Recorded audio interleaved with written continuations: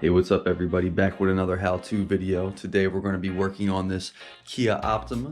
So this is a 2012, falls in line with a 2010 to 2015.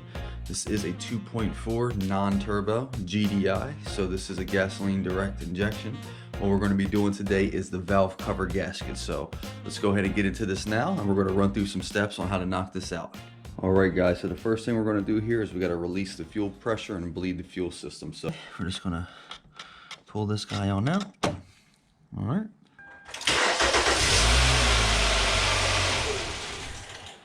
There it is, guys. Alright guys, next step here is we are going to disconnect the negative battery terminal. The next thing we can do is get into taking off this engine cover. So this should just pop right up.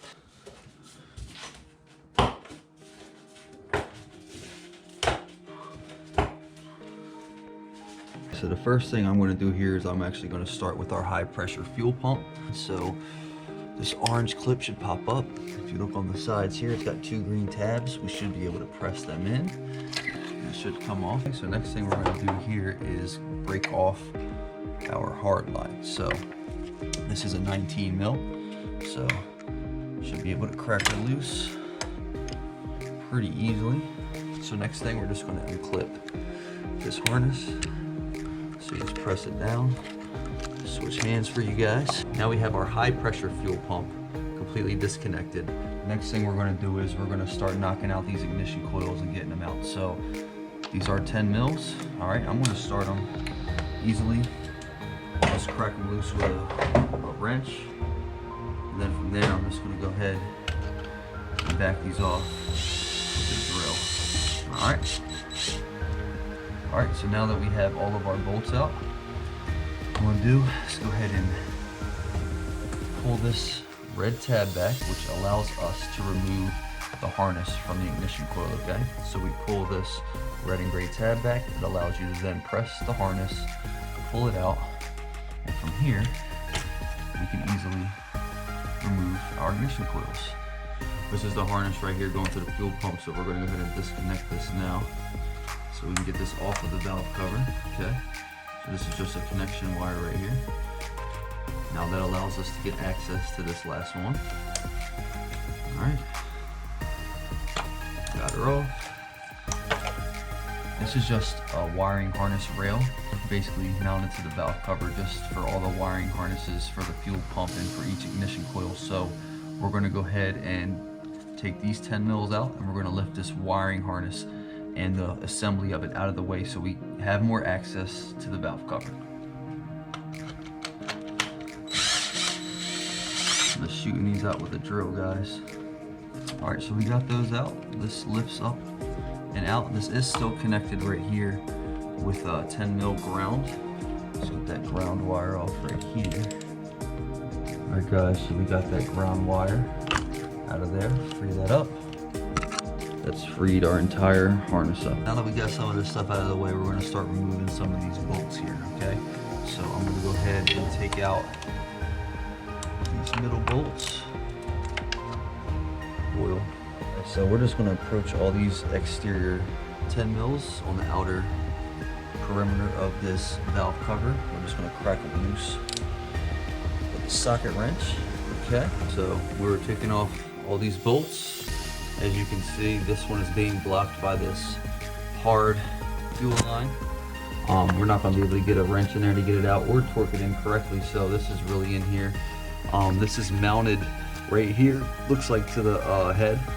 There's a 10 mil, although trying to get to it is impossible with a wrench or a socket. Right, so we finally got to that bolt, had access. I will say it was not fun. Of course, we removed the intake tube and the intake assembly. I loosened up the clamp down there so this can flex, this can move.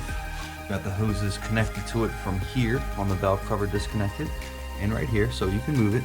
Now, where that ground harness was mounted, this is a bracket that has two 10 mils holding it in. It has a 10 mil nut on this stud and it has a 10 mil bolt next to it.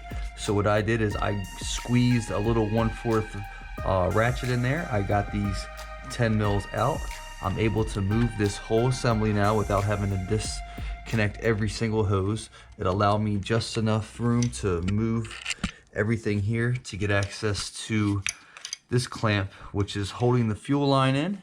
And now if you look, I can move the fuel line and we have full access to that 10 mil. So only thing we need to do now is get these two 10 mils going into the high pressure fuel pump. You do have to back these out slowly, about the same pace. So we're going to do a little turn on this one, little turn on this one, little turn, you know, basically going back and forth between the two to evenly get them out, because this is spring loaded. It does have pressure and you can break these bolts or damage something when you're trying to get this high pressure fuel pump out. So, and if you guys can see, it's barely moving.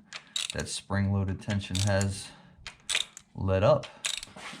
All right guys, now we should be able to very lightly pull this up.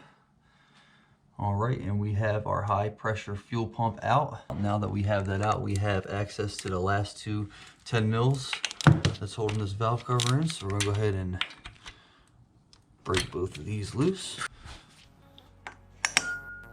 All right guys, all the bolts are out. We just have a couple more things we have to do before this is completely freed and ready to come out. So we do have to pop these off. We're gonna do that real quick.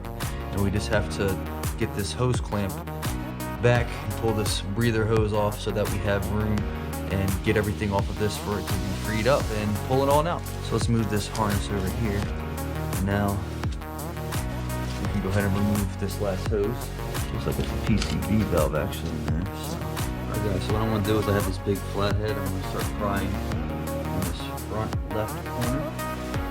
So we can get this thing to start popping up. I hear it.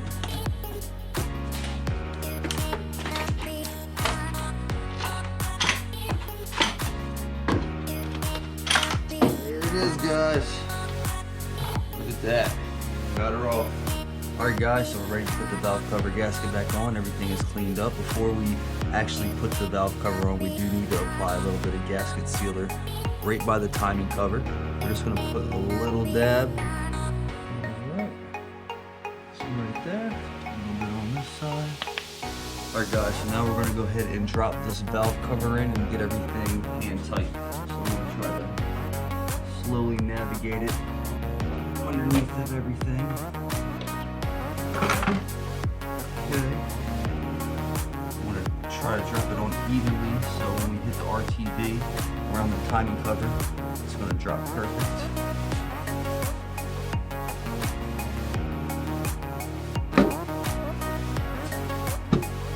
There we go. So now let's get all these bolts in here hand tight.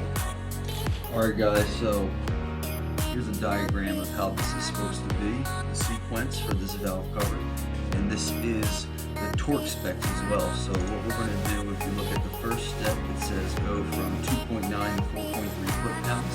So we're going to go right in that range. I got it locked in at 4 foot-pounds, so I'm converting it to inch-pounds. We're going to do 48 inch-pounds. So let's go ahead and go through this first step sequence in order, and we're going to go ahead and start torquing these in. So alright guys, so we got our first step completed. All of these are done with our first torque sequence. Okay, so now we're going to go through our second torque sequence, and it's going to be between 5.8 and 7.2 foot-pounds. Okay, so we are going to convert that to inch-pounds. So I'm going to go right at 6.5. I think that's a good number. It's kind of in between what they're suggesting. So that would convert into 78 inch-pounds. So we're going to lock in our torque wrench at 78 inch-pounds, and then we're going to go through this next sequence. All right guys, so the next thing we're going to do here is we're going to put this high pressure fuel pump back in. So I'm going to start by getting these finger tight just with this socket and this extension here. Now we're going to go ahead and torque these in. So if you look at the diagram right here, it recommends 9.4 to 10.8 foot-pounds. So I'm going to do it right at 10 foot-pounds. I'm going to do 120 inch-pounds, so we're going to convert this one to inch-pounds as well. And we're going to go ahead and slightly do each side going back and forth until it's actually torqued in. So we're just going to bounce back and forth until we hit our torque spec.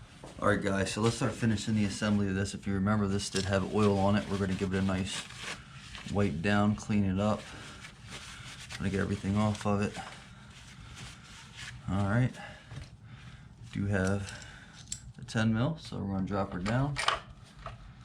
Okay, plug her back up.